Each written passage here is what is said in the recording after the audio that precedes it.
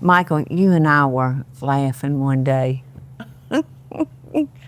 because people come up and say different things to you, and it's so funny. You and I will look at each other and just laugh, chuckle. Oh, they really do. Somebody's asked me one lady asked me if I catch Alaska's king crab. I said, well, no. I work on a boat and they catch Alaska king crab in Alaska. I know it, and I'll hear men. But they think I'm a riverboat captain or. Oh no, they think you're a shrimper. Shrimper. You know how that happened? How? One time, this was a few years back, my buddy Mike Sullivan ran the Flying Cloud, which was a shrimp boat. And he docked right down the creek here. Yep. And he was going by, and you brought him a lunch and threw him a lunch, and you said, "There's Michael." And everybody thinks Michael is me. So that's how it happened. So that's how the shrimp boat thing happened. But I get so tickled every time I hear some man holler at you. How's your shrimp go? How's your shrimping going? They're catching any shrimp. I said, yes, yeah. He does like the shrimp and crab, but it's just for his use only. Yeah. When you were young, didn't you tell me something about a hole out there somewhere? Oh yeah, they got where you could tape the nets and you could throw your cast net in these deep holes. And the shrimp go into the deep holes when it gets cold. And Nick and I got hooked on it. It was just y'all found you a honey hole. It was typically Right. Typically when you cast, you catch crabs and catfish and all kind of trash. So it's really a mess. But in the deep holes is just shrimp. So where was that hole? I can't tell you. But You'd have to kill me. Really, believe it or not, it was not a secret because all you had to do was look for the boats that were congregated. So y'all weren't the only ones that found the honey hole. There were several of us that. I can remember one Christmas, Nick and I, one Christmas, I said, I got to go casting.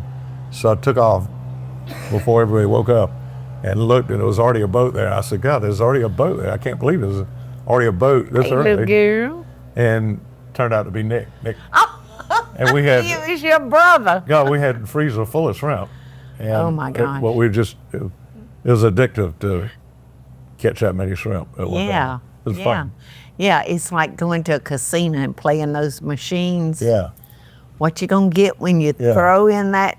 That's right. That money. Unpredictable. Unpredictable. That's yes. Right. That's right. So when typically is shrimp season? Well, they have I think they call them May prawns. They come out. The brown shrimp come out first. That have the roe in them, and then the white shrimp. But I think in May, usually when they start. Okay, so we're gonna go shrimping in May. Sure. You promise? Might have to get Henry to throw the net. He can do it. Yeah. Henry can throw it. All right, now how about crabbing? When is crabbing season? Because I can't keep up with it. It's about the same time as crab and fish typically want to be in the water at the same time you want to be in the water. Okay. So when it's too cold, they offshore. Well, when I have leftovers, I ask Michael, I'll give him the pot of leftovers and I'll say, would you go feed our pet crabs, please? So he throws it, right down there. And I'm hoping that I am making some crabs fat, not otters. I hope so, yeah. Well, good chance you're making otters fat too. They're out there. Well, I know Henry and Sullivan, they would rather be out there fishing and casting than eat when they're hungry. I know it. And they Those like to eat. two, yeah, and they both like to eat. But they just adore it. Yeah. It's a great life. I was raised right next door, and Hank and I and Nick explored every creek around Yeah, here, everywhere. yeah. And we were pretty young when we got started. We had our own boat, but it wasn't near as crowded. Now tell And, everybody how old y'all were when you got your own boat. I This think blows my mind. I think, and I may be wrong, but I think Hank was 10 and I was 8, and I think Nick was 6. And Nick and I ended up a career on order. Yes. And little did we know we were jockeying for learning at 6 and 8 years old. I cannot imagine Michael's mother allowed her boys to get in that boat and go anywhere they wanted to go. There was only one rule. Have to be back before dark. I just heard a porpoise. You did? A dolphin, yeah. Oh, there he is. Look, did you see him, Eddie? Oh, I love him. He'll be on the other side of the dock when he comes back up. So, now that we know that you're not a shrimper, not a crabber, y'all, tell everybody exactly what you do. Because you and Nick were jockeying on the water, but he chose to go one way and you chose to go the other. Right. Nick chose to be Nick was a river pilot. or bar pilot, and they board the ship offshore and bring the ship up the river. All right, now I want to know what you do. I'm a docking pilot or a harbor pilot, and the river pilot, like Nick, would bring the ship up the river. Then I would board the ship and relieve him and do basically what they do. Plus, I would control the tugboats by radio and tell them what to do in order to turn the ship around and dock it. So I'm like the valet parking. All right, now how What's how do you get on that ship? Well, the tugboat goes alongside, and there's a So pilot. you get on the tugboat. I get on the tugboat. The tugboat goes alongside. My son Anthony is a tugboat captain, and he goes alongside, and you climb up a pilot ladder or a Jacob's ladder. A rope, Which is y'all. a It's rope a ladder. rope ladder that hangs off of that ship. That I can't tell you how many stories it is, and I've got a video of him climbing before he had his knee replaced. Somebody sent me a video of Michael going up that rope ladder with a bad knee.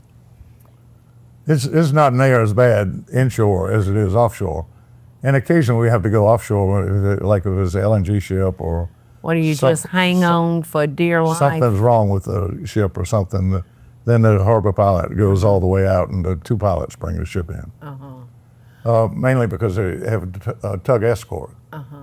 And but offshore, the waves are going like this. So All right, like so the tugboat, like when you just hit the ocean out here, like Yeah. you've taken me out there in a boat just Yeah. to the ocean.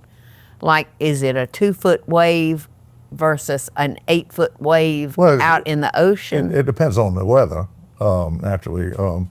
But they normally, if it gets 10 feet or over, they kind of close it down because it's dangerous for them to get off. Yeah. But they still do it in rough weather. But what happens is the boat goes, boats bouncing in one way, and the ship's pretty much stays steady. And so You're when talking about the tugboat is bounced. the tugboat or the pilot boat, Yeah. and then once it gets up high, you step on the ladder. So, if you step on low, it could come smash you. So you learn how to do that when you're young. You learn the technique when you're young. Yeah. And then once you get old and not as agile, you still know how to do it. Yeah. Not as quick, but you still got the technique down. Well, Nick is since retired, Yeah. and Michael loves his work so very much. I can't even get him to carry on a conversation about retiring. There's a couple reasons for that. Well, tell me what they are. Um, Would it be money? well, it's a lucrative job. Yes. And if I asked you for cigar money, you would probably say no. I would say no. And occasionally you say, Michael, would you like to go with me to Home Goods or Michael's and pick out some pillows? And I say, you don't know how much I'd really like to do that, but I have a pillow addiction, y'all. I'm working, so I can't do that. Listen, there's one thing about Michael. If you ask him a question, you better make sure that no matter what the answer is, you're good with it, because he don't know nothing but the truth. Yeah, don't ask me. If you don't want to hear it, If you don't want to know, don't ask him, because he will tell you. That's what I heard somebody say. Their wife told him that, it said, that dryer is making my clothes tight. And they said, you sure it's not the refrigerator?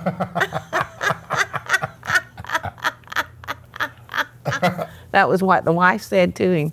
No, that's what he said to his wife. Oh. Well, I'm so glad that we were able to sit down and have this conversation, because you and I have been married now 21 years, which is hard to believe.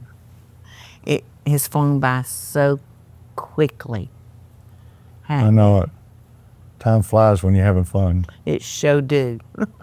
It sure do.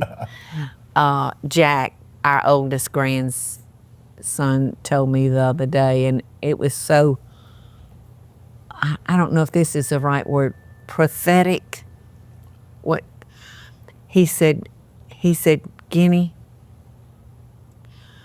the days move long and the years you move short. I thought, now how can you be 18 years old and realize that? He's always been more mature than his age. And I said, Jack, sonny boy, you are so right. The years move very fast. Mm-hmm. But get back to my job.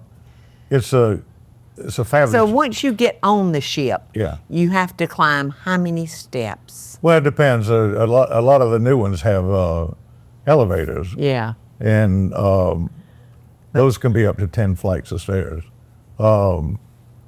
And if you want to see me cry, when I get aboard and they tell me the elevator's broken. And you've come home more times than I can count and say the dadgum elevator was broke. But most of the new ones have elevators. But Well, it seems like you must have got on all the old ones. well, occasionally the elevators are broken, and the crew can't fix them. It has to be a special elevator. Have to wait till they get to a port. Right. Well, 10 flights of stairs, to walk up 10 flights of stairs after walking up a rope ladder, swinging in the breeze, banging against the side of that steel ship. And okay, so now you're up there. Now what do? The captain of that ship, he has to disappear, doesn't he? Oh, no. The captain never leaves. The captain is always in charge, and then the river pilot is given commands as I get up there. And then we go over the bridge management and go over any peculiarities with the ship or anything going that I should know. Then I tell him where we're going and how many lines we're going to put out, and then I direct the tugboats where to make fast to the ship, and then what to do in order to turn it around and dock it, and do the same thing on the way out.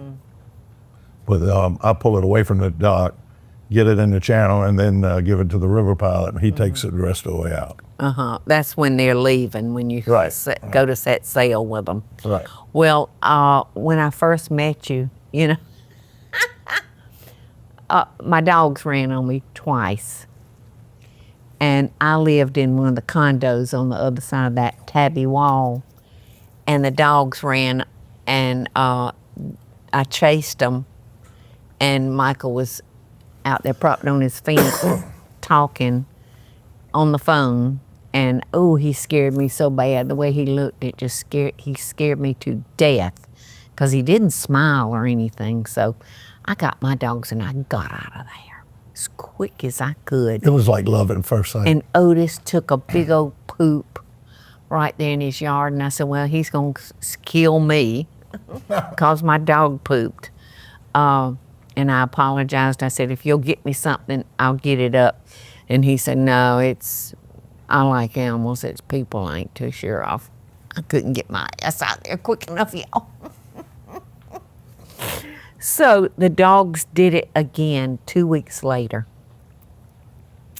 And so this time he was still propped on his fence, talking on his phone, smoking a cigarette. No, I wasn't smoking. Yes, you were. No, yes, because, you were. Well, let me tell you. Yes, you were. Well, let me correct you. Okay, you correct me. Because when we went on our boat ride, which was later, you weren't smoking, I wasn't smoking, and all of a sudden you said, would it be all right if I smoke a cigarette? And you fell in I love. pulled mine out. And You fell in love. that's the first cigarette we had on the boat.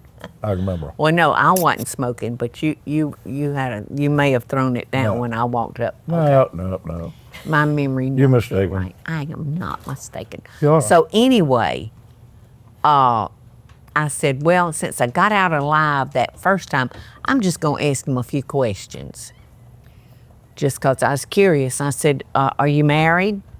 He said, no, I'm divorced. I said, do you have any children? He said, yes, I have custody of two children, a girl and a boy. And I said, he must be a good man.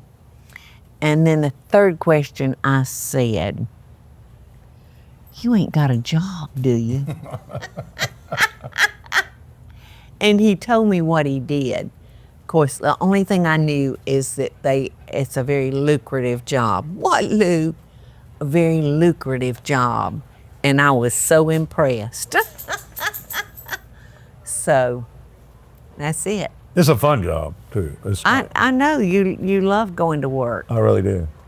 And that is such a blessing. And it's a job that's handed down to you. Yes. We train the apprentices to take our spots. Yes.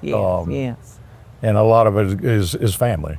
And we have our son-in-law, Michelle's husband, who you took him under your wing, and he is now a harbor pilot. Yeah. And Anthony, our youngest son, is a captain on the tugboats. So we don't know where he'll wind up. I don't know what he's going to want to do, but this is a family thing, and I've enjoyed being a part of the River family. And a lot of, like, the mushrooms, they trained me, and I trained his son, and his son, Anthony, trained his son. Don't they call that nepotism or something like that? Well, it's not anymore, though, is it? I don't really say it's nepotism, because if I had a jewelry store, I'd want my son to take over. If I was a lawyer or a doctor, my son would probably be a lawyer or a doctor. Yeah.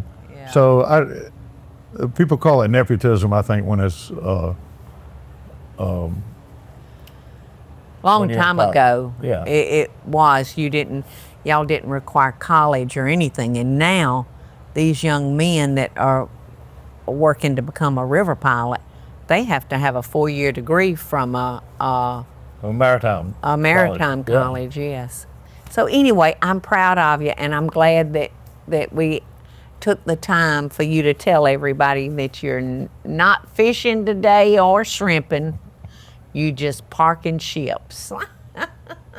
Love and best dishes, y'all, from both of us. Bye, y'all.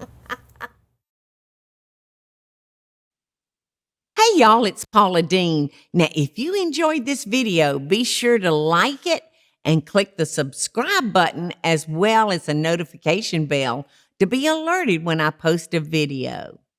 Love and best dishes, y'all.